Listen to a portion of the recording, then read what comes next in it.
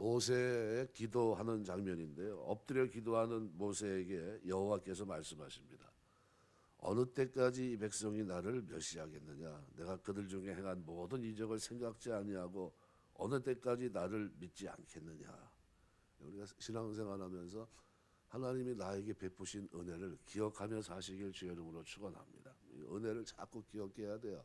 나에게 베푸신 그 은혜를 놓치지 말아야 됩니다. 하나님께서 그들 목전에서 베푸신 이적을 믿지 않았기 때문에 하나님께서 진노하시겠다고 말씀합니다. 하나님께서 지금까지 베푸신 은혜를 잊어버리지 아니하고 하나님을 전적으로 의뢰하는 이 믿음을 하나님이 우리에게 요구하시는데, 그런데 그걸 잊어버리면 문제가 됩니다. 어려운 문제만 생각하고 낙심하고 두려워하거나 누구를 원망하지 말고 하나님이 나에게 베푸신 그 은혜를 기억하고 감사하면서 지금의 문제는 또 하나님의 해결해 주실 줄 믿고 또 기도해야 됩니다. 기도는 간단하게 설명하면, 기도는 우리 요구를 성령의 도우심을 통해 그리스도의 이름으로 하나님 아버지께 아뢰는 겁니다. 그럼 모세는 그럼 어떻게 기도했을까요? 첫 번째는 하나님의 행하신 은혜의 근거에서 간구합니다. 하나님의 행하신 은혜, 약속을 성취하시기 위해서 일으키셨던 그 이적들, 그러니까 애굽에서 백성을 인도해 내시고 10가지 기이한 일이 그 속에 포함되어 있습니다. 또 구름 기둥 불 기둥으로 인도하시고 때마다 은혜로 도우십니다. 이 백성을 멸하시면 어떻게 하시겠습니까? 모세는 하나님의 행하신 그 은혜를 기억하면서 간구하고 있습니다. 우리 어떤 일을 만날 때 그때 하나님의 은혜를 기억하면서 아무것도 염려하지 말고 모든 일에 기도와 간구로 하나님 앞에 간구해야 됩니다. 하나님이 우리 마음과 생각을 지켜주셔야 돼요. 내가 자꾸 흔들리면 안 됩니다. 못 믿는 불신앙적인 태도를 가지고 있으면 안 돼요. 신앙의 태도를 가지고 하나님 앞에 엎드려야 됩니다. 우리 기도 내용을 보면 모든 것이 이 문제를 해결해 주시고 축복해 달라고 하는 이 기도 내용인데, 이미 주신 은혜에 대해서 감사하지 않을 때가 참 많습니다. 다윗의 기도의 특징은 뭡니까?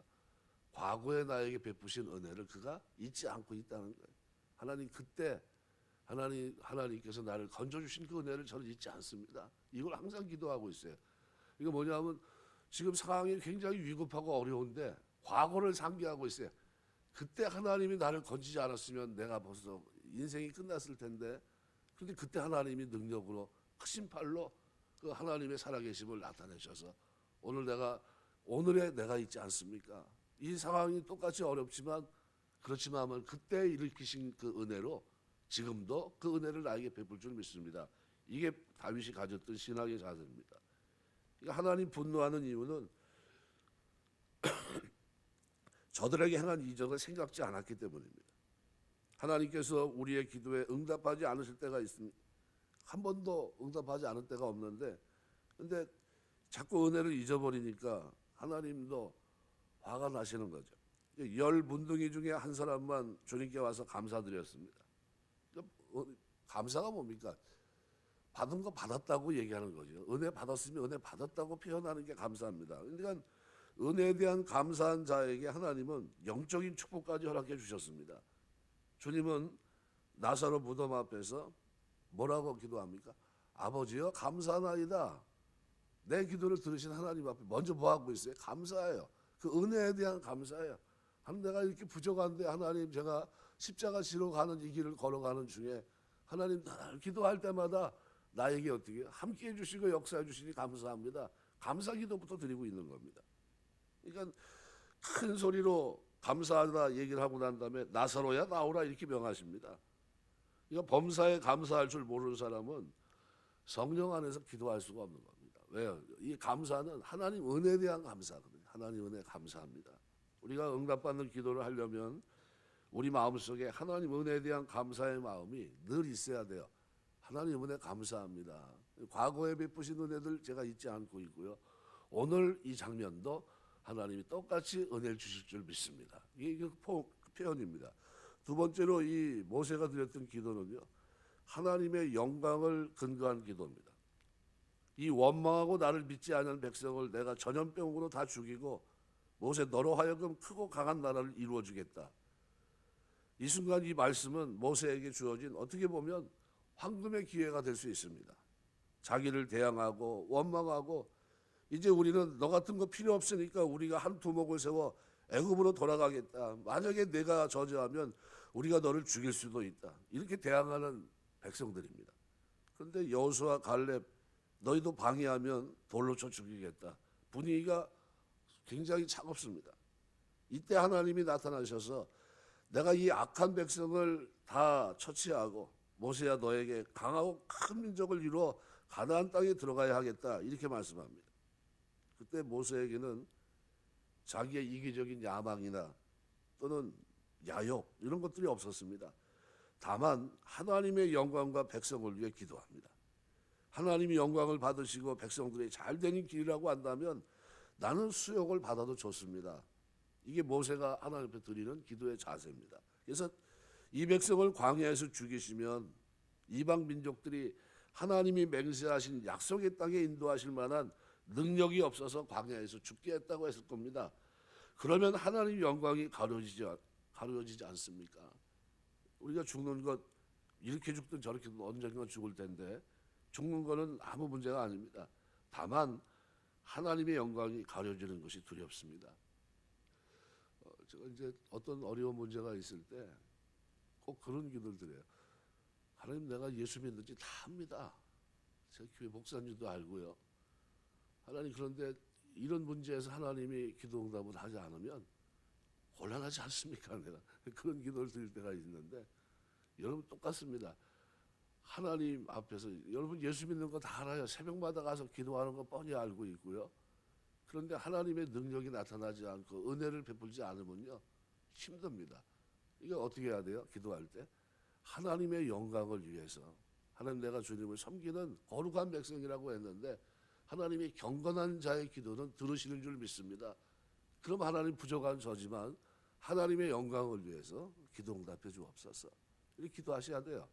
저는 그 범주에서 벗어나지 않습니다. 하나님의 영광을 위해서 기도 응답해 주옵소서. 모세는 어떠한 희생을 내가 당하더라도 하나님 영광을 지켜야 된다고 생각했습니다. 무슨 일이 있어도 어떤 손실이 있어도 하나님의 영광만큼은 지켜져야 된다고 생각했던 사람이 모세입니다. 하나님 영광을 가리우면서 자기 자신이 위대하게 되고 싶다 이런 생각은 그에게 추호도 없었습니다. 기도를 하되 하나님의 영광에 근거한 기도를 드리고 있더라는 거예요. 그럼 우리도 똑같습니다. 하나님 앞에 기도하면서 하나님의 영광을 붙잡고 기도할 수 있는 여러분 되시길 주의 이름으로 축원합니다. 세 번째는 하나님의 사랑에 근거한 기도를 드려야 됩니다. 구하옵나니 주의 인자의 광대하심. 이게 뭘 말합니까? 헤세드. 변함없는 사랑, 끝없는 사랑. 그죠? 용서하시고 또 용서하시는 하나님의 사랑. 백성의 죄악을 사해 주옵소서 19절입니다. 모세는 백성을 생각했습니다. 그 백성을 사랑하고 보호하였습니다. 그러기 위해서 하나님의 사랑에 호소합니다. 하나님의 공의에 만약 호소하면 어떻게 될까요? 살아남지 못할 겁니다. 다 하나님의 심판을 받을 겁니다. 로마서 3장 10절에서 18절 보면 의인 없나니 하나도 없으며 깨닫는 자도 없고 하나님을 찾는 자도 없고 다 치우쳐 한 가지로 모익하게 되고 선을 행하는 자 없으니 하나도 없도다 그랬어요. 아무도 없어요. 하나님의 공의에서 사람을 볼 때 의로운 사람이 없습니다. 치우쳐 다 무익하게 됐습니다.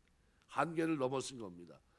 죄인된 인간이 생존할 수 있는 유일한 길은 하나님의 자비에 근거해서 기도하는 것밖에 없어요.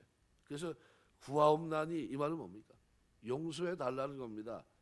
죄의 용서를 구하는 겁니다. 자기 죄악이 아닙니다. 백성의 죄악을 위해 간구합니다. 애굽에서 지금까지 용서하신 것 같이 지금도 용서해 주실 것을 간구하는 그런 모세의 기도입니다. 과거에 지은 죄가 큽니다. 그런데 하나님의 사랑으로 용서해 주셨어요. 지금도 사랑에 근거해서 용서를 구하고 있는 겁니다. 다윗이 시편 51편에서 그죠? 죄를 많이 졌기 때문에 6편이나 되는 참회시를 기록한 게 아닙니다.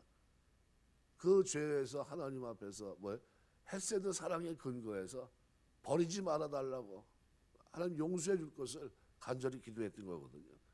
우리 오늘 모세도 하나님의 이 사랑에 근거해서 하나님 앞에 기도하고 있습니다.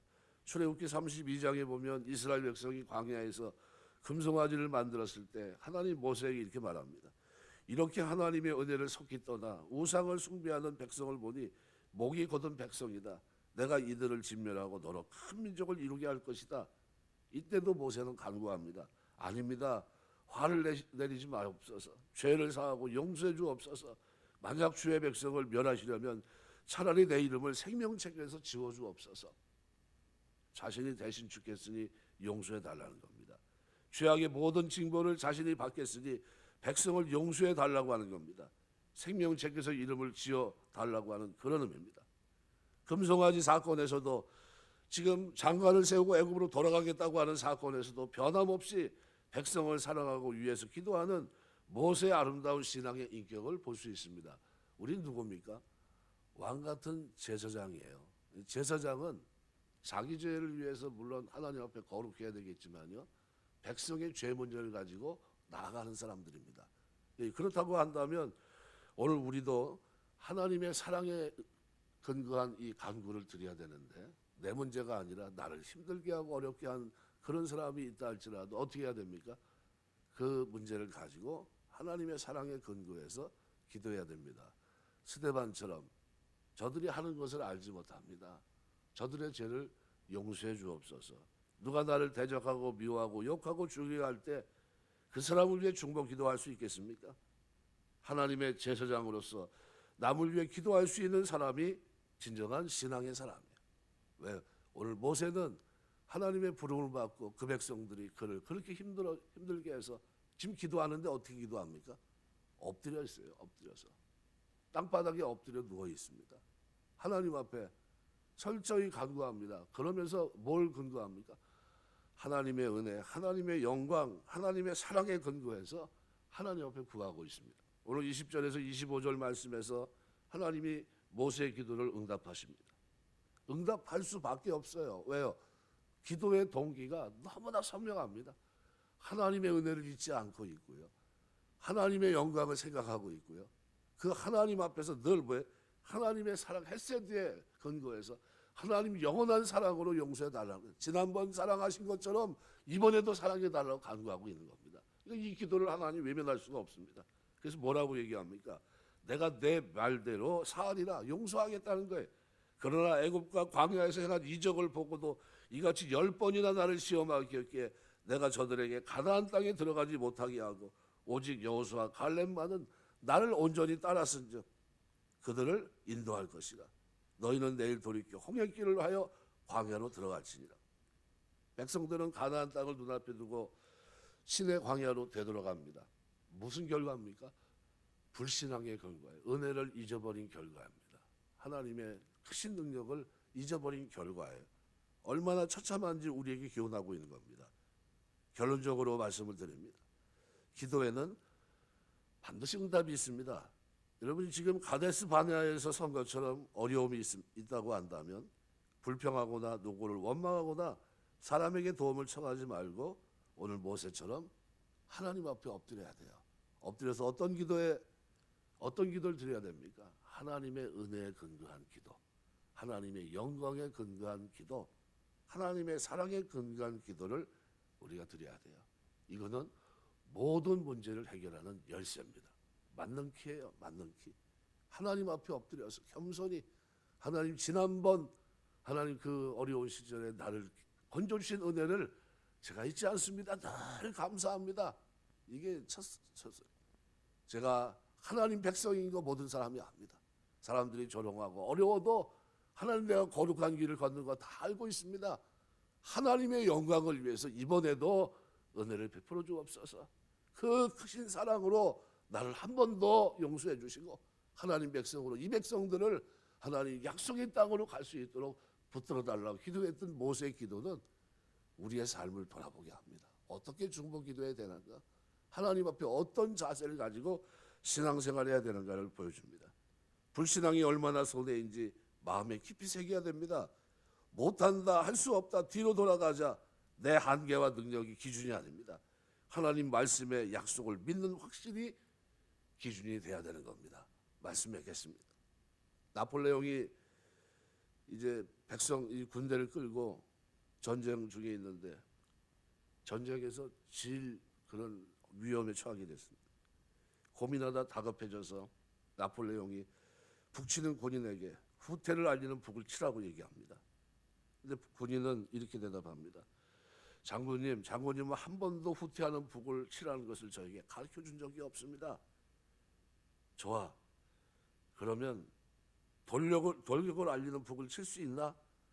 군인이 대답을 합니다. 저는 그것만 배웠습니다. 그래, 군인의 대답에 용기를 얻어서 그렇다면 돌격북을 올리도록 해라. 이렇게 명령했고 결국 그 전쟁에서 승리했다고 합니다. 우리가 뒤로 물러가 침륜에 빠지면 하나님 기뻐하지 않습니다. 우리가 전진하는 유일한 방법은 기도예요. 어떻게 기도하시겠습니까? 하나님은 은혜를 기억한 기도, 하나님의 영광을 기억한 기도, 하나님의 사랑에 근거한 기도를 외면하지 않으십니다. 이 기도 생활이 저와 여러분에게 있어서 하나님의 크신 은혜를 딱 한 번 경험하는 게 아니라요, 끊임없이 경험하고 그 하나님의 은혜를 노래하며 살아갈 수 있는 이 축복이 저와 여러분의 기도 생활 속에, 믿음 생활 속에 충만하게 되시길 주의 이름으로 축원합니다. 기도하겠습니다.